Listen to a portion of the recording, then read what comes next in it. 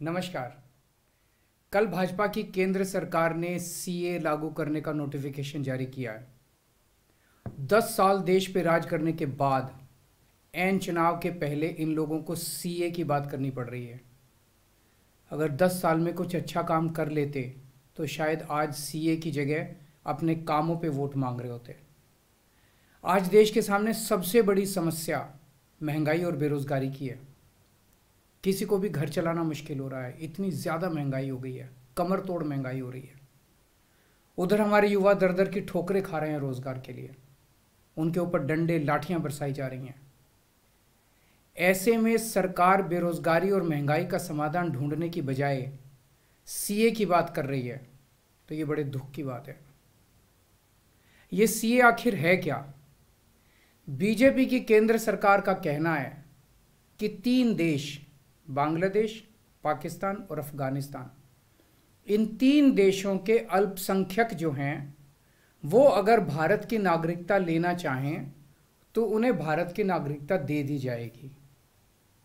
इसका मतलब बड़ी संख्या में यहाँ से अल्पसंख्यकों को हमारे देश में लाया जाएगा, उनको रोज़गार दिए जाएंगे, उनके लिए घर बनाए जाएंगे, उनको यहाँ बसाया जाएगा। अजीब बात है ना। बीजेपी की केंद्र सरकार से हमारे बच्चों को रोजगार दिए नहीं जा रहे, पाकिस्तान से लोगों को लाके उनके बच्चों को रोजगार देना चाहते हैं। हमारे लोगों के पास तो घर नहीं है, भारत के तो ढेरों लोग बेघर हैं, लेकिन बीजेपी वाले पाकिस्तान से लोगों को लाके उन्हें भारत में बसाना चाहते हैं, उनको घर देना चाहते हैं। हमारे रोजगार उनके बच्चों को देना चाहते हैं, हमारे हक के घर उनमें पाकिस्तानियों को बसाना चाहते हैं। भारत सरकार का जो सरकारी पैसा हमारे परिवार और देश के विकास पे खर्च होना चाहिए, वो पैसा पाकिस्तानियों को भारत में बसाने पे खर्च किया जाएगा। इन 3 देशों में लगभग 2.5 से 3 करोड़ अल्पसंख्यक हैं। ये तीनों बहुत गरीब देश हैं। जैसे ही भारत के दरवाजे खुलेंगे, इन 3 देशों से भारी भीड़ हमारे भारत में आ जाएगी। अगर इन 2.5-3 करोड़ में से 1.5 करोड़ लोग भी भारत आ गए तो कौन देगा इनको रोजगार? कहां बसाओगे इनको? बीजेपी वाले अपने घर में बसाएंगे क्या इनको? इनके अपने घर में रखेंगे क्या इनको? बीजेपी वाले देंगे क्या इनको रोजगार? कौन देगा इनको रोजगार? तो प्रश्न उठता है कि बीजेपी ऐसा क्यों कर रही है। कई लोगों से मैंने बात की, कुछ लोगों का कहना है कि ये पूरा का पूरा खेल वोट बैंक बनाने की गंदी राजनीति है।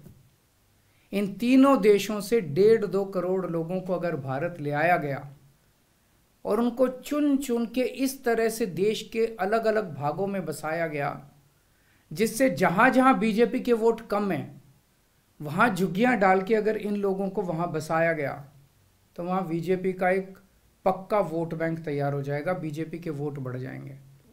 और आने वाले इस चुनाव में तो नहीं, आने वाले भविष्य के चुनाव में बीजेपी को इससे बहुत बड़ा चुनावी फायदा मिल सकता है, ऐसा कुछ लोगों का कहना है। मुझे नहीं पता ये सच है कि गलत, लेकिन सबसे बड़ा प्रश्न है कि बीजेपी ये क्यों कर रही है।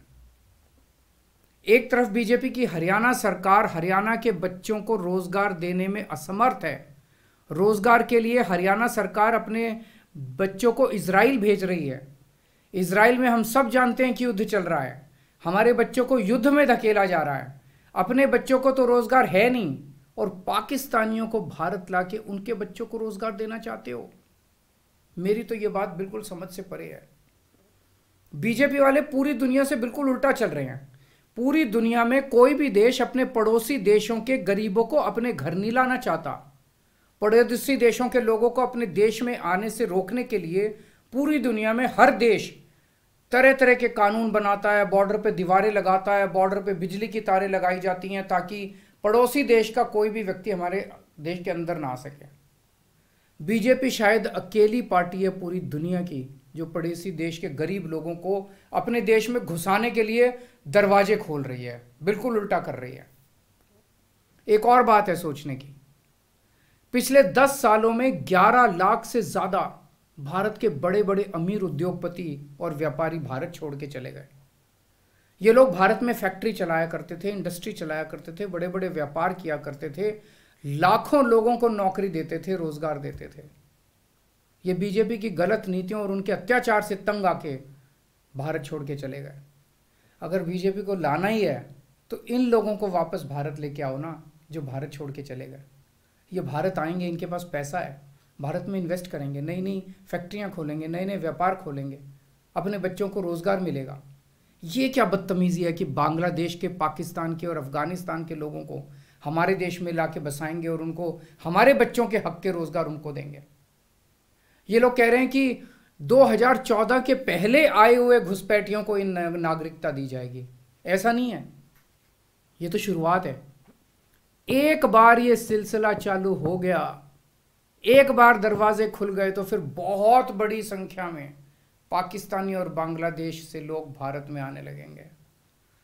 आज बीजेपी कह रही है 2014 के पहले आए हुए लोगों को ही नागरिकता दी जाएगी। देख लेना, अगले चुनाव में ये बीजेपी वाले इस तारीख को बढ़ा के 2024 कर देंगे कि 2024 के आए हुए पहले वाले लोगों को दी जाएगी, और फिर इसे और आगे बढ़ा देंगे। मोटी मोटी बात यह है कि पाकिस्तानियों और बांग्लादेशियों के लिए भारी संख्या में भारत आने के लिए बीजेपी सरकार ने दरवाजे खोल दिए। ये देश के लिए बेहद खतरनाक है, और इसका सबसे ज्यादा खामियाजा उत्तर पूर्व, नॉर्थ ईस्टर्न स्टेट्स भुगत रहे हैं, खासकर आसाम। आसाम के लोगों की भाषा और संस्कृति खतरे में पड़ चुकी है, क्योंकि वहां पे बांग्लादेश से इतनी बड़ी संख्या के ऊपर इलीगल माइग्रेशन हुआ है। अब बीजेपी कह रही है कि इलीगल माइग्रेंट जो आए हैं उनको हम नागरिकता देंगे, उनको हम बसाएंगे, आसाम में बसाएंगे।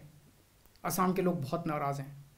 एक तरह से देखा जाए तो हेमंत बिश्व शर्मा जो बीजेपी के मुख्यमंत्री हैं, उन्होंने धोखा दिया अपने लोगों को। अपने आसाम के लोगों की खातिर उन्हें सीए का विरोध करना चाहिए था। उन्हें कहना चाहिए था कि असम के लोगों की संस्कृति और भाषा दोनों खतरे में है, ये बिल्कुल बर्दाश्त नहीं किया जाएगा। तो दोस्तों, पूरे देश की मांग है कि सीए को वापस लिया जाए। हम किसी हालत में अपने बच्चों की नौकरियां, अपने बच्चों के रोजगार दूसरे देश के लोगों को किसी हालत में नहीं देंगे। और अगर बीजेपी नहीं मानती, तो इसको वापस नहीं लेती, तो इस चुनाव के अंदर बीजेपी के खिलाफ वोट करके आप अपना गुस्सा जाहिर कीजिए। नमस्कार।